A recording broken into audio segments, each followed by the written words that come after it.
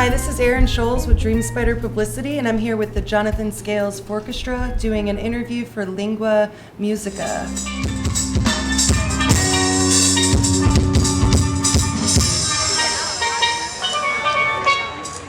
You guys have been touring around a lot around your new album, Character Farm and Other Short Stories.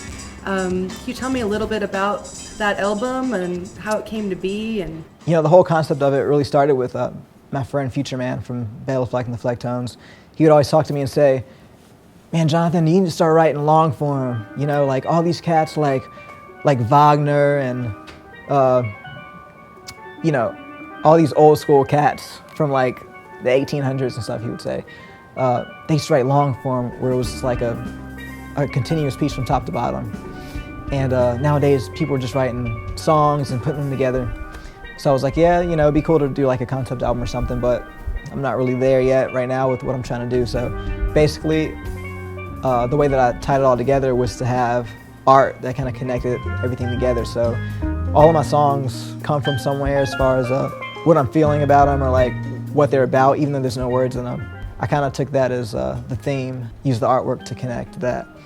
The artwork, it tells the story of the piece. So when you listen to instrumental music, a lot of times people don't really know what it's about. They just have the title. But with this, you have the image too, so it'll help you connect better with what I'm thinking, at least. And the artwork, that's all Gregory Kaiser? Yeah, Greg Kaiser, shout out.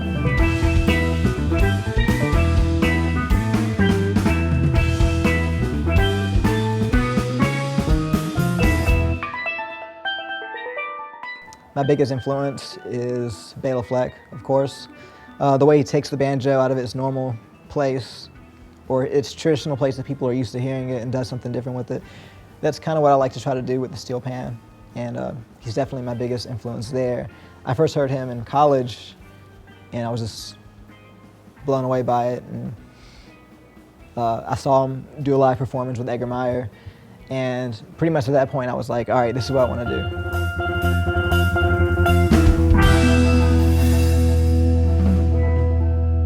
Sometimes it feels like when I go out on stage to play, I'm like walking through a curtain of sorts. It's like sometimes there is a curtain. That's and sometimes there actually is a curtain.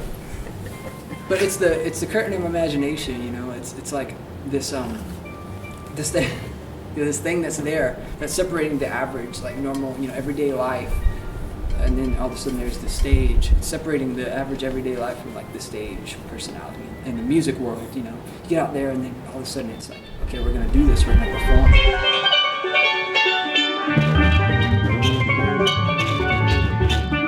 I'd say my favorite aspect of playing with these guys is that when someone goes for a solo or their individual parts, stuff like that, you never know what you're gonna get. It's always a surprise. And to me, I like music that has surprises in it.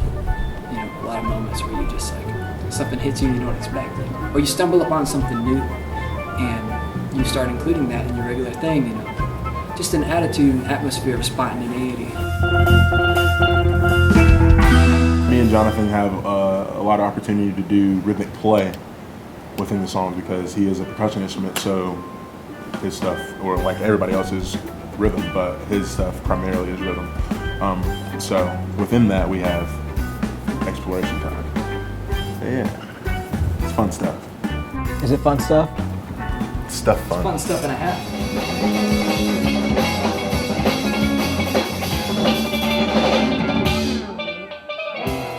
There definitely is a lot of eye contact going on between everybody, you know, during solos, during the improvised parts of the music, I think. Yeah. Because you kind of have to learn the music before you ever get on stage, and then when you're up there, you can't really think about the technical parts. You just kind of have to feel it.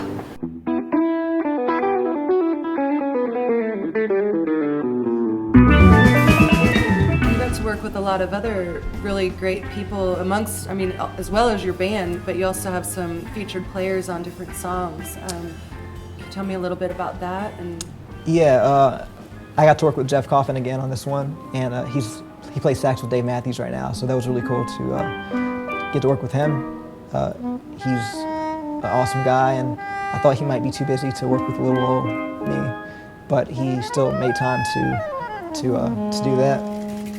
Then also Casey Dreesen, the amazing fiddle virtuoso from Nashville. He just completely rips it up on the album.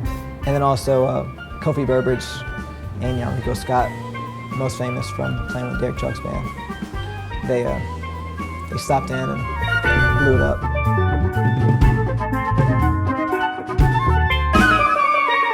This wraps up our interview with the Jonathan Scales Fourchestra for Lingua Musica. Huge thank you to the Musicians Workshop on Merriman Avenue in Asheville, North Carolina, and I am Erin Scholes with Dream Spider Publicity. We'll see you again for the next Lingua Musica.